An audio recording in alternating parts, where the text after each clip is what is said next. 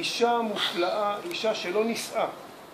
מאז עלייתו לגרדום של אלי כהן, נדיה כהן לא נישאה, גידלה בית, גידלה ילדים לתפארת. ואני יכול להגיד לכם עוד דבר, אנחנו יודעים גם שאלי כהן, השם יקום דמו, אמר לרב ניסים אנדבו, רבה הראשי של סוריה, של יהדות סוריה, אמר לה שתמשיך את חייה, שתתחתן, היא לא נישאה מעולם.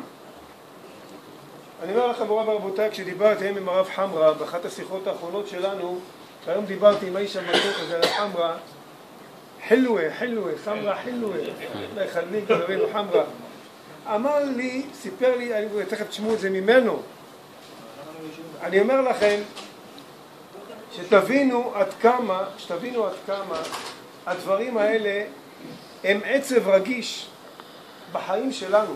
רבותיי, 50 שנה חלפו מאז. אני זוכר את זה כילד, הייתי בכיתה ג' כמו אתמול. פה רובנו, בן משה מרים את הראש, אני אומר לכם, כמו אתמול. וכשדיברתי, ואני חייב לומר, ואנחנו מיד נתחיל את העצרת, כשדיברתי עם ז'אק יעקב, השם ישמור אותו, ואמרתי לו שאנחנו מתכוונים לעשות את זה.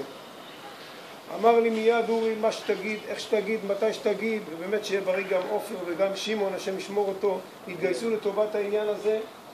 ואומר לכם משפט אחרון שנדיה אמרה לי.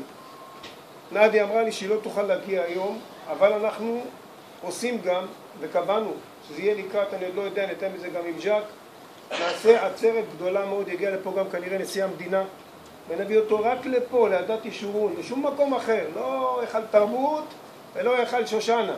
עדת ישורון, במקום הזה, הקדוש הזה, נביא פה, נעשה עצרת נשיאותית שלנו כאן בעיר בת ים. מוריי ורבותיי, כל מי שיושב כאן והגיע לכאן היום, דעו לכם, אתם לוקחים חלק בדבר גדול.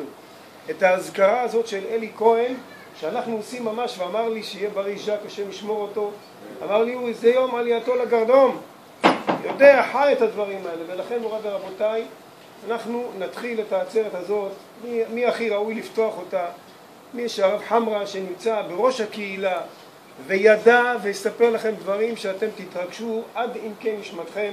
לבקש מכבוד הרב, מורנו הרב חמרה, יעלה ויבוא ויכבד אותנו כאן בדברי תורה ובדברים לזכרו ולעילוי נשמתו של אלי כהן, השם ייקום דמו.